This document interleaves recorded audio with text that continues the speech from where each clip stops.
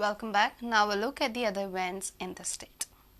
Ittihad Al Jamatul Muslimin Ponda organized iftar get-together for peace, harmony and brotherhood on the occasion of Ramzan fasting. It helps to sensitize people on hunger, thirst and hardships faced by the human beings. Transport Minister Sudhin Dhawrekar, Ponda MLA Lau Mamledar, former MLA Ravi Naik and people from all walks of life attended the get-together. And this act, Allah Ta'ala likes so much that He says that this is one of the best sacrifices which a Muslim can do. Vedanta Foundation and Seza Goa in collaboration with Sarva Shiksha Abhiyan organized certificate distribution program on computer literacy camp in Ponda. The objective of the program is to train students and youth by providing basic knowledge of MS Office on internet facilities to the students. 485 students were trained by the organizations for 3 months during summer vacations. Sarva Shiksha Abhiyan, in coordination with Block Center in Margao, organized a literacy program. Goa can attain 100% literacy if teachers and representatives contribute in education. This was the message sent across the people attending the program. Bureau Report, Prudent Media. Now news from sports.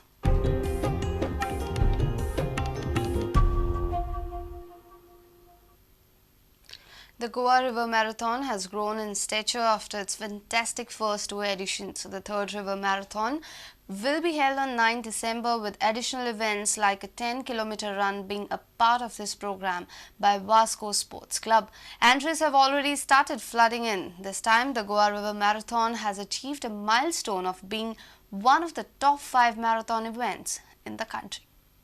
International sports goods giant Puma is also on board, and Goa River Marathon is set to be promoted nationwide. During a press conference on Tuesday evening, an upbeat president of Vasco Sports Club Nitin Bandekar disclosed the rousing response from the marathon enthusiasts. We as organizers every year wish to make sincere efforts to outperform what we have done in over the last 2 years in terms of participants from within India and also international participants. The evidence of this is already showing in this year as international sport brand Puma has decided to play a major role in sponsoring, not only in sponsorship, but also with national promotion of the event. We are proud to say that in spite of not opening the registrations for this GRM officially, this edition of GRM is already created a buzz with participants both online and through word of mouth. And till today, as we talk, we have about 500 registrations. This third edition of event has been declared among the top 5 running events of the country and is already listed in the marathon calendar. Secretary of Vasco Sports Club Rakesh Unni revealed the detailed program. The event this year, a half marathon has been planned on the 9th of December, Sunday, 2012, along with the usual 5-kilometer charity fun walk run. The 21-kilometer half marathon will start at Baina Beach, take the participants through Vasco City, along a scenic path along the Zuari riverfront via the picturesque San Jacinto Island up to Marman Shipyard and back. We have introduced a new event, which is the 10-kilometer competitive race. The idea is to lure many Goans into taking part in this mass running event. This year, marketing for the 10K Corporate Challenge run event on an all-India basis has already begun. The Corporate Challenge is expected to bring in at least teams from 25 companies all over India, other than Goan-based companies. Our sports reporter Nikhil Pereira with senior video journalist Tulsidas Chari from Vasco. It is almost certain that the Pandit Jawaharlal Nehru Stadium at Fatora will not be an I-League venue for the upcoming season. Elvis Gomes is hoping against hope the contractors will be able to finish the Tilak Maidan renovation within 60 days, and hence from the third round I-League matches can be held in Goa. Meanwhile, the Sports Authority of Goa Executive Director says tenders for the infrastructure at Talegaon and Bamboli for Lusophonia games should be floated early next month. The Goan I-League clubs are highly dejected. First, the AIFF takes forever to get back on the status of I-League being a separate entity. And to add to it, the clubs are confused over where their home matches will be held.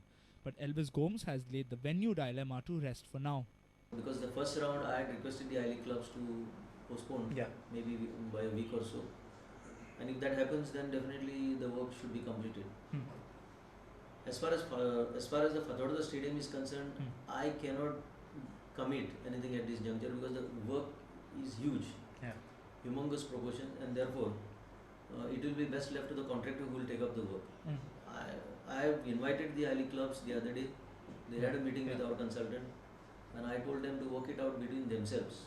I am not averse to releasing the Fatorda, but then Fatorda total time available for the contractor to do the work will be 10 months. And therefore I don't want him to blame us afterwards saying that he lost time because of these matches which we told him to be are required to be played at Fatorda. So it's an uncertain thing about Fatorda, but slightly uncertain, but then hopefully Tilak should be ready. Meanwhile, the government's plan of finishing all tendering work in August has received a blow. Elvis told Prudent the tenders for the other Lusophonia infrastructure will not be floated before the month end. With the consultant having been appointed, these new facilities will be taken up because he is seriously working on these designs, the concept designs for both these facilities. And I am told that within the next 15 days his tender documents will be ready. Okay. And thereafter it is a question of only tendering them. Okay. So in the next 15 days the tenders could be out for the next two projects? After 15 days the tenders could be out. Sports reporter Nikhil Pereira with senior video journalist Tulsidas Chari from Kampal.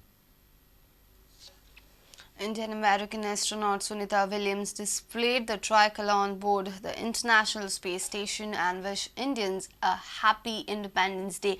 A proud moment for Sunita and for the Indians. Have a look.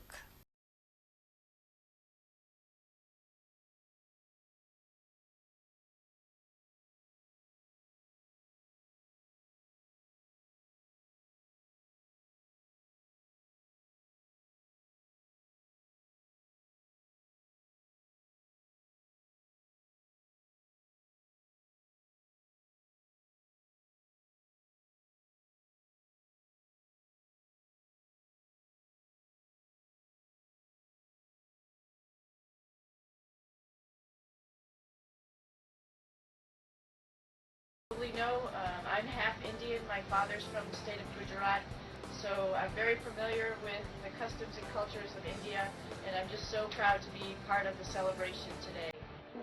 Happy Independence Day for India.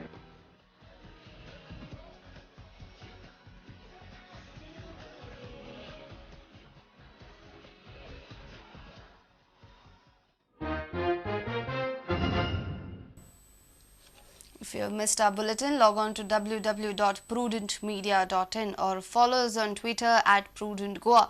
You can also meet us on Facebook at www.facebook.com/PrudentMedia.